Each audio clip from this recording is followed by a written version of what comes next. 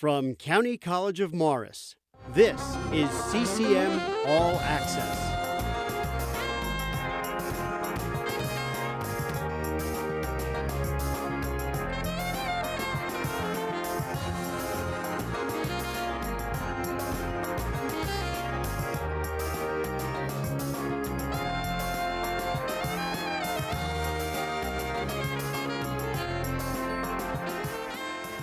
Hello, and welcome to CCM All Access, the program that brings you news and information from the County College of Morris.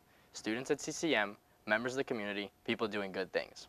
I'm Daniil Barkov, and we are coming to you from the Media Center here on the CCM campus. Our guest today is Executive Producer of CCM All Access, Professor Julian Costa. Hi, how are you? Hi, Daniil. It's great to be here. It's great to have you on. So, can you please tell us what your role is here at CCM All Access? Well, I serve as executive producer, but really, to put it quite simply, I was the one who came up with the idea for the program and got it going. I mean, I hate to take full credit for that because there were a lot of people involved in that, but in late 2017, I was here in the Media Center, and Dan Cleary, our television engineer, was helping me digitize a bunch of VHS tapes for a project I was working on. And I walked through this building. We have two really nice television studios here, and I said, you know, they seem kind of desolate at the moment. And he said, well, yeah, there's really no other use of them at the time other than the television production courses. And I thought, well, couldn't someone maybe on campus, a faculty member per se, propose a program for the campus? And he said, absolutely. So after a little while, I thought about it, and I said, well, maybe I could get the students involved, and we could make a show that's about the campus. So we're giving the students production experience, but we're also making use of these really nice and only 2 or 3 year old television studios that we have that are fully capable of cable cast. I believe at one point they even had a car in here at one point. Oh, wow, so really? they've done some interesting things in this studio, and I said, well, we should really capitalize on that and take advantage. So television production was something I focused on as an undergrad. I since kind of moved in a different direction academically, but I've always been very interested in that area.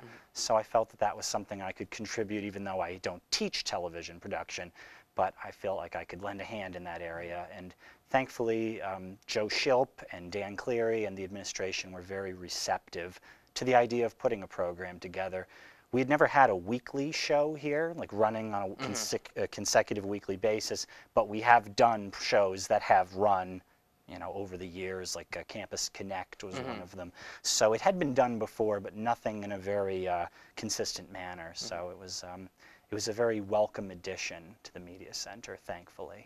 Now, because I know you recruited me just kind of from one of your courses, kind of out of the blue. Did you find it was difficult, or what were some of the challenges you had while trying to start this program?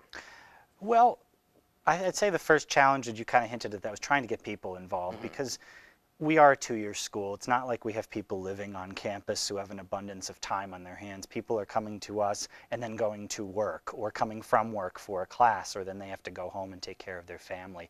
So there's not a lot of people that are just kind of sitting around with nothing to do. So finding people who are interested in helping, and more so willing to help on a consecutive basis, because this isn't just a once and done thing. We're trying to produce a weekly show and trying to groom a crew and help people to develop skills and then keep the standard of production, you know, hopefully going up and up. So that was challenging in the beginning. Thankfully now we have a little bit of a following, I guess you can say. We have people that are aware that we're putting the show together. You know, either if they just walked down the hallway and said, oh, what's that? Or a friend told them about it, or they saw it on YouTube. And I will say in my classes, I have at times recruited people. As you probably remember, you were in a class with me last spring, so here you are. Yes, well, thank you so much. I have actually had, because I was a communications major at the start, but I actually ended up changing to finance and then started doing this. So now I'm doing both communications and finance all together, so I have you to thank for that. And remember, I mean, having this skill set and just also studying communication, whether it's just the basic speech course or a tech course like television or video editing, it's helpful no matter what your major is, because it's an interesting use of technology. It teaches you how to express ideas in different ways besides writing. And I think that's what a lot of the emphasis is in colleges, you know, is writing and learning how to express yourself using words, but learning how to express an idea through visuals. We're surrounded by visuals all the time, so I think this is helpful for anybody no matter what their major is. Actually, one of the things that was a big surprise to me once you did recruit me was I didn't realize how advanced the studio we have here. And the cameras, I think you said they were pretty new as well, right? In the past couple of years I or was something like told that they had just remodeled this studio in 2015. that. Oh, I believe wow. the building was built in the early Hmm. 90s, but they had just gutted the studios and replaced them with all the high definition cameras and the new equipment that we have now. So it was, I don't want to say it was brand new when we started the show because it was a little later, but it was new and it's certainly on the cutting edge. So now that we are in season 2, what is your opinion on the show so far? Like, what are some of the changes you have seen, and maybe some changes that you want to implement into the future? Well, I know 2 seasons, it doesn't sound like a lot, but when you think about everything we went through to Yeah. get this show going and keep this show going, it is more than you think. This is our 20th production. Oh wow, it has gotten a lot easier. I feel it's a lot more organized in my opinion. It's a lot easier to get more people in here, and it's also been fun to do it. It's exciting, and I really enjoy it. And I know a lot of the people who do the show do as well. Well, I would say because people know that we exist, they've watched the show, they've heard about it, we've been publicized, they've done press releases, we were in the student newspaper at one point. And to get back to your earlier question about change, I mean, when we started, we were Spotlight Morris County, which was actually our second title, believe it or not. Most Oh. people don't know this. We were supposed to be Morris County Spotlight. That Oh. became Spotlight Morris County. And then after our first season, administration asked us to change it just because we have a program called Spotlight on Music Oh, that the okay. Performing Arts Department does. And there's another show that's not affiliated with CCM, but it's Spotlight New Jersey. So they wanted us to focus more on the campus as far as the title is concerned. So CCM All Access, Joe Shilp actually came up with that. And I said, I think it works. It's very to the point, and it's worked so far. I'd say as far as changes, I mean, we're on a different set now. Yes, Last season, a lot bigger.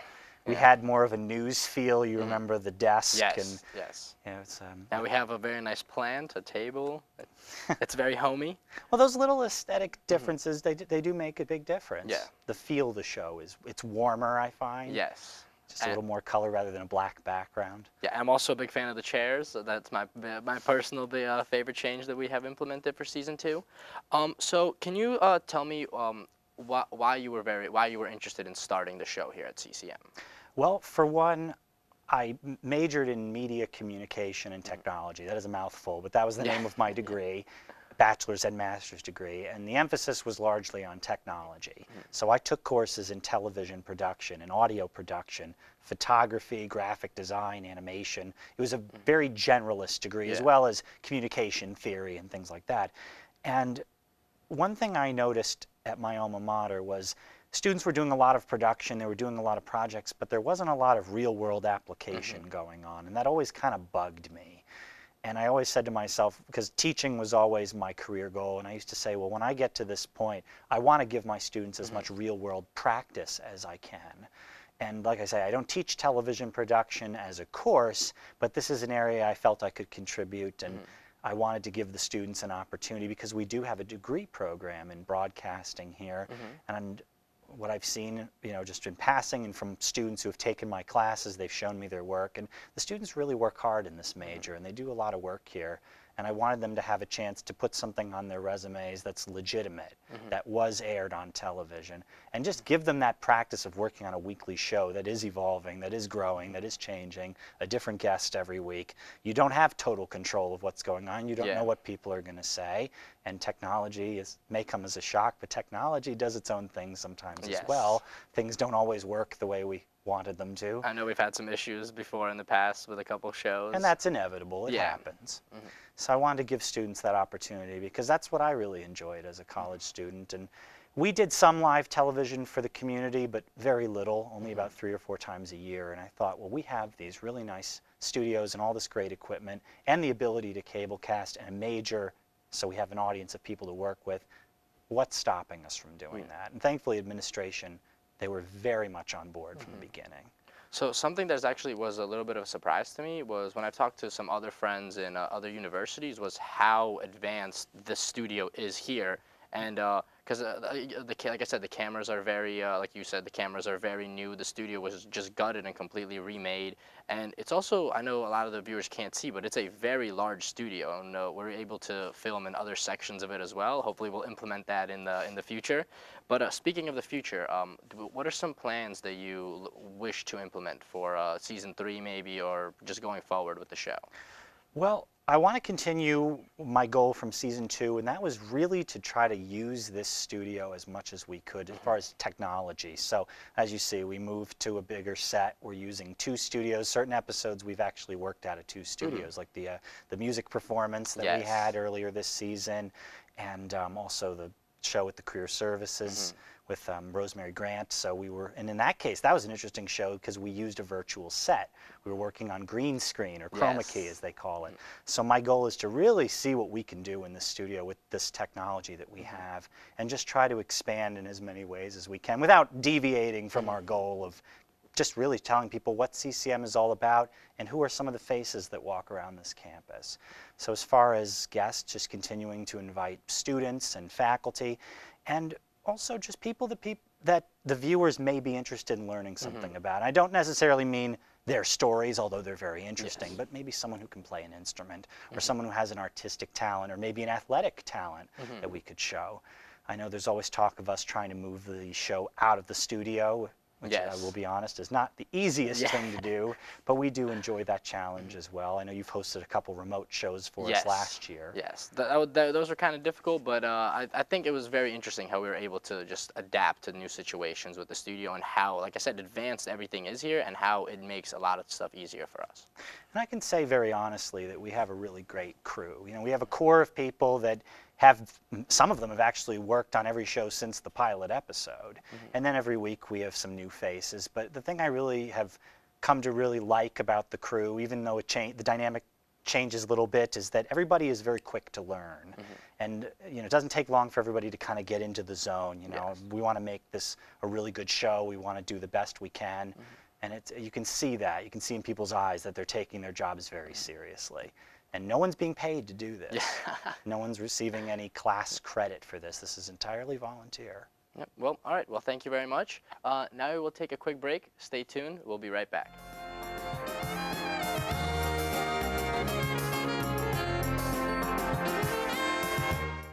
Not all County College of Morris students look like me. Some look like me. Or me. Or me. Or me. We all come to CCM at different stages of life. And for different reasons. I plan to transfer to a university. I'm training for a new career as a nurse. But we all know one thing. CCM is where we want to be. So check out the website. Check out the website. Check out the website. And let CCM connect learning and your life.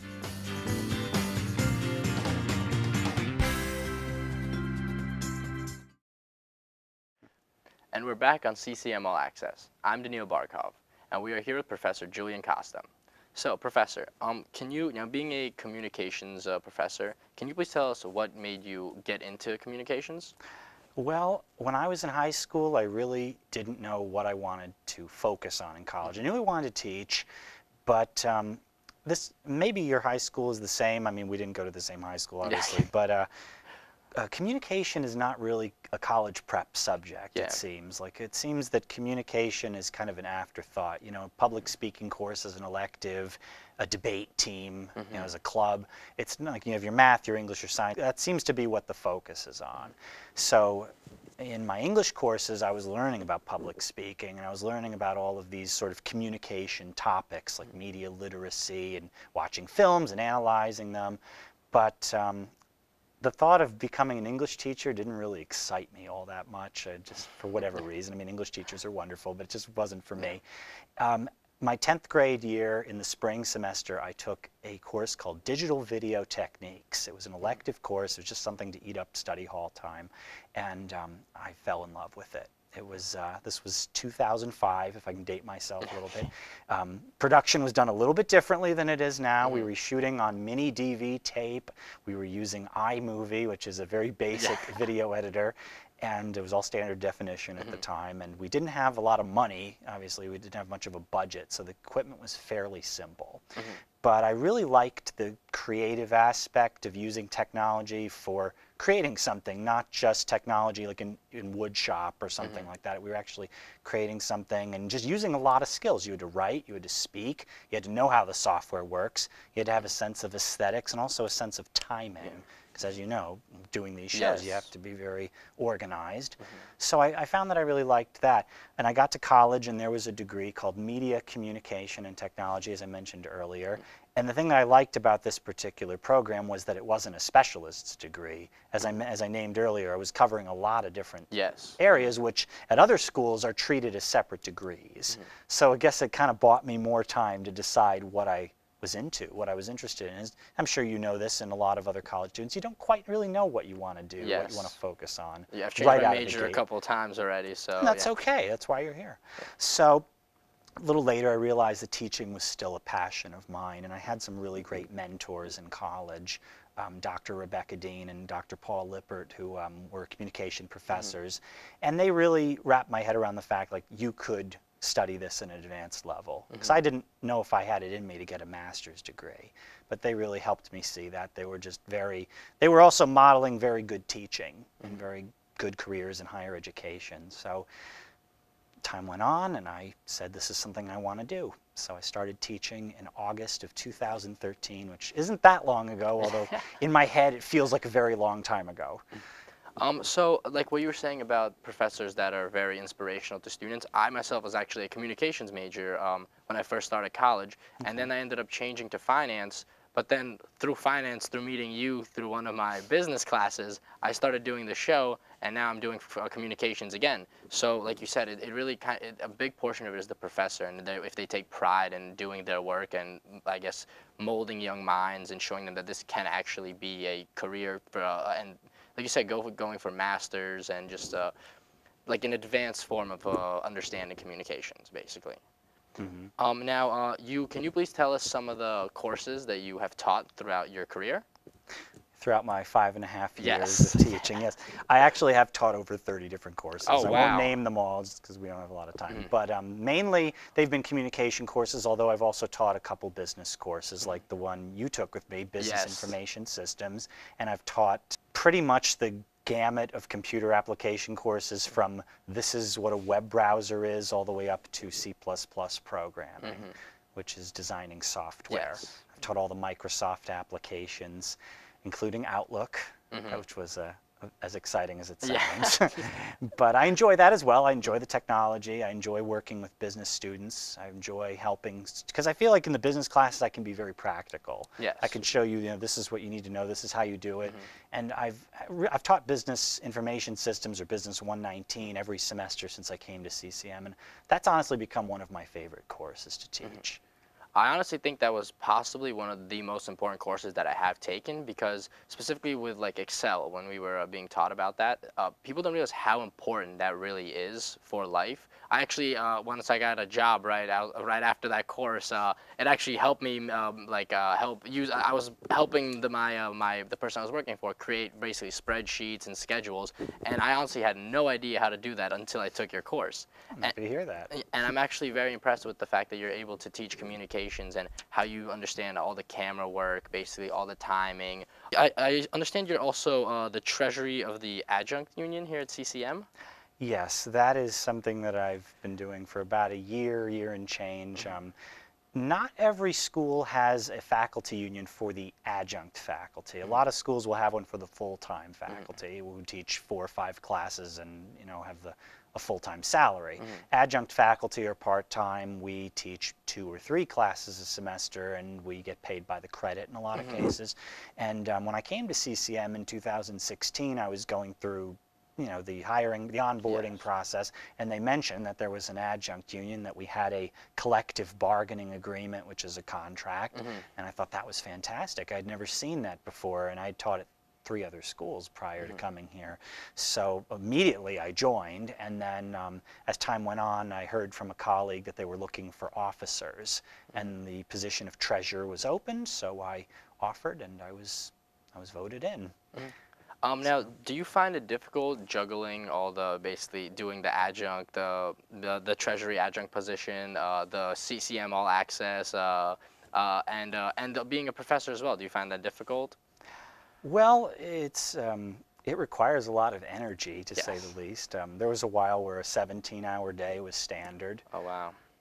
But then again, with breaks and with Yeah, other things. yeah. But thankfully, I like what I do. I really enjoy what I do. Teaching, I don't think, when I'm in front of a classroom, I don't think of that as work. Checking emails and the other Yeah. administrative stuff, that's more work. But being in the classroom is not work, it's fun. So. That shows a lot through the way that you teach. I can speak from experience, being your student and also working with you on the show. Is you take a lot of pride in your work, and I find that translates to students a lot more than a lot of times when students, specifically at community colleges as well, when students just kind of go through the motions of things. When one good professor can actually change maybe even the course of the student's life, or where they want to go, or what they want to pursue. But so can you tell us about CCM? What do you enjoy about, what is your favorite aspects of working at CCM? Well, I could say quite honestly that I have very good colleagues. And I knew that the minute I came in the door. Professor Susan Miller, who's the assistant chair in the business department, she's the one who hired me. She's responsible for my being here. She has been a terrific colleague, and so has Maureen Sutton, who is the chair of business. The two of them are very, very professional in what they do. They take their jobs very seriously, but they care a lot about mentoring their colleagues. So when I came in, I was welcomed very warmly, and I have since been able to kind of pay it forward, so to speak. And when we had some new hirings this semester in the business department, I've been able to help them get on board with things and show them how to use Blackboard, and just how they're teaching Business 119, for instance, how I teach the class and lend them things. And it's nice that we have a very good cohesion in the business department. And I'm also fortunate that I can teach in the communication department with Dr. Matt Jones. He was on the show last season. He's great to work with as well. I don't see him as much because most of my dealings are in the business department, but he's been very nice. And it's been nice to teach speech fundamentals, which I don't teach as much as the business information systems class, but I do have a lot of fun with that one too. Okay, well, thank you very much. We're going to take a break. Stay tuned. We'll be back in a moment.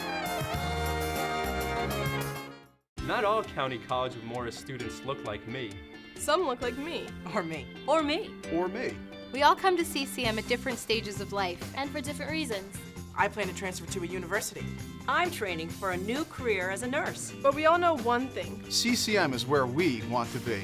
So check out the website. Check out the website. Check out the website. And let CCM connect learning and your life.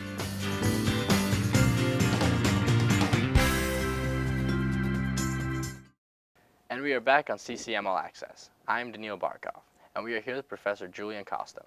So, Professor, I understand you had recently just had a book published. That's right. Can you tell us about that, please? Well, that project actually, it's kind of a convoluted story because it's kind of like the second life of a research project, shall we say. When I was an undergrad, I started my bachelor's degree. I transferred into my four-year school in 2010. And this is right after all of the big changes in terms of broadcast standards had taken place. So a lot of network television stations were moving to digital and high-definition broadcasting. So you saw going from like the 4x3 to widescreen. You probably remember that happening when you were a little younger. So there were a lot of technological changes being made. And what I found that very interesting. I was just getting into my bachelor's degree. At the time, my program at East Stroudsburg University was celebrating its 40th anniversary. So I thought, what a great time to really look back on all these changes, because there have probably been quite a few over the last 4 decades. So I started researching my department's history in terms of how they've evolved and how they've kept up with the changes in technology, because I feel like there's a lot of emphasis, shall we say scholarly emphasis, on the origins, the printing press and the beginnings of broadcasting, as well as what's going on now, social media and all of its related consequences, shall we say. But very little is said about what happened in between. How did people keep up? How did people have to adapt from one to another? What about the technologies that didn't really make it into the mainstream, like Betamax or Blu-ray and things like that? The social media platforms that have died off in time. Yes. Remember MySpace? I do. Okay, so I find that sort of that trajectory very interesting. And in learning about my department's history, I stumbled across a man named David Campbell, who was one of the 3 founding professors in my department.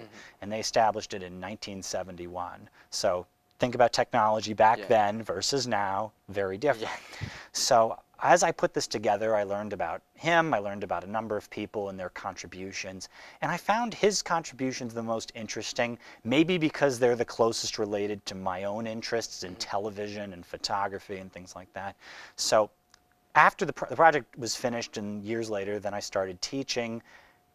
David Campbell died in 2015, and I was actually teaching at ESU at the time, and I noticed nobody really noticed. Nobody said anything, nobody did anything, and I don't think that's anybody's fault in particular. I guess time marches on.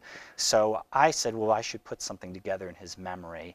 I didn't realize that something would become 266 pages. That just sort of evolved in time. But as I got into the writing and the research, I realized that this is more than just a story about a man and his career. It is a story about a man and his career, but it's much more than that. It's a story about how technology has changed, and it's also a story about how the field of communication has changed as a subject, as an academic subject. Communication studies is one of the more popular areas of people to major in, particularly at the bachelor's or the associate's degree level. Think about 1964 when David Campbell started teaching what a degree in communication or speech was like back then. At the time, you would have been studying debate, you would have been studying acting, you would have been studying speech correction, as it was called. Now we call that the communication sciences, speech pathology, and a lot of public speaking. Now public speaking is about this much of a degree in communication, and debate are not really taught as much at the college level. Now it's more of an extracurricular activity. The performing arts have become their own area of study, and communication sciences are typically considered an allied health now, not so much communication anymore. So that evolution fascinates me, and I think that a lot of people are very unaware of it, especially given the fact that so many people opt to study communication in college. So, Mr. David Campbell, can you tell us, he seems to be like he's somebody who inspired you and obviously changed the communications as a whole. Can you maybe go over some of his achievements or something that you found in your research that was very outstanding? Well, David Campbell started teaching, as I said, he started teaching in 1964, and he retired in 2000, so that's 35 years. And in that time, obviously, he had to keep up with all of the changes, the biggest one being the advent of the personal computer and the internet. He had to teach people how to use those. He taught people how to use cameras and equipment, but he also taught the liberal arts side of communication, which at the time were more one degree than they are now, whereas now oftentimes there's more of a liberal arts communication degree, and then the more technical, like the broadcasting and media arts, are separate, whereas back then they weren't so much. So as I learned about his contributions, like I say, he taught television. That was actually something he established at Stroudsburg. Oh, wow.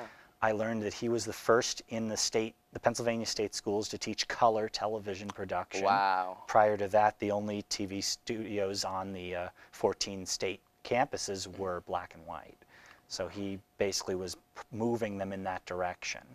So I found his teaching particularly inspiring because, like I had said a minute ago, I strive for practicality in my classes and giving my students real-world experience, and he was all about that. He did television programs with his students. He would help produce, very much like this, with his students, and they would go on cable.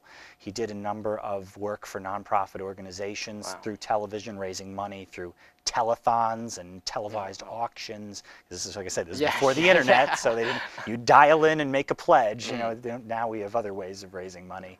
And he'd also do television for the Chamber of Commerce in the Poconos.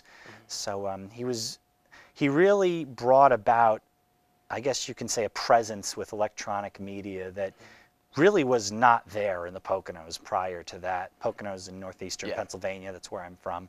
And I will say that not all professors take that attitude. Not all professors believe that my students need to come out of here and be hireable. My students need to leave here with real skills that they can put on their resume, that they can mention in a job interview. I need to give them an artifact that they can put on their reels or in their portfolios. Not enough professors share that philosophy. And I'm not going to sit here and say that, that's my golden standard, because a lot of people believe in that, but from my observation, not enough do. So when I learned that David Campbell really embraced that attitude as a professor, I gained a lot of respect for him in that sense. So through your research, can you tell us some of the challenges that he faced through the entire transition?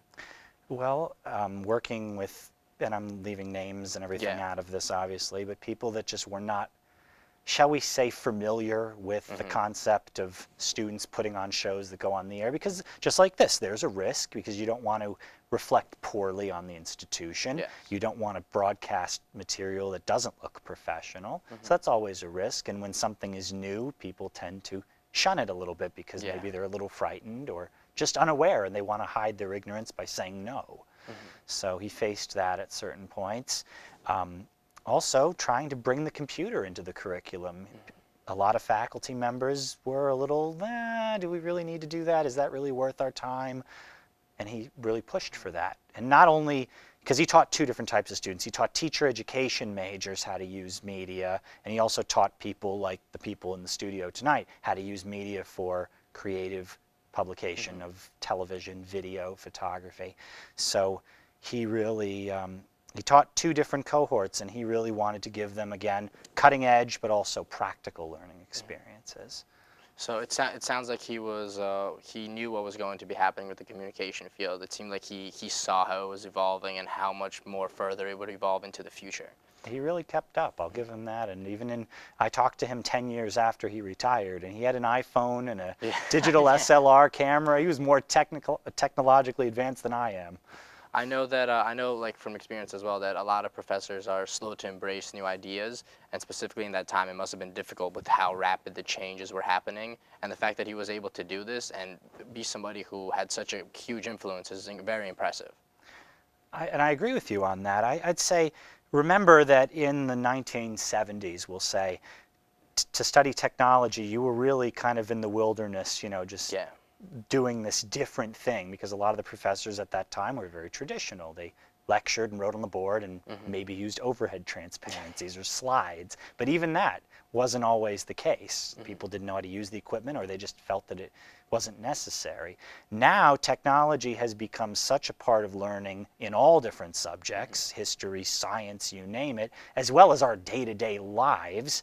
I mean, you could take out your phone and record a high-definition video. So I think now generally people have become more accepting of technology, where even if they don't know how to use the equipment per se, they're at least kind of open-minded toward it, whereas 30, 40, 50 years ago that wasn't the case. So see, from the way that you teach, it seems like he was a very big influential figure to you, and it seems that some of his teachings did rub off on you in the way you teach other students, and I really appreciate that. I'm gonna have to check out this book.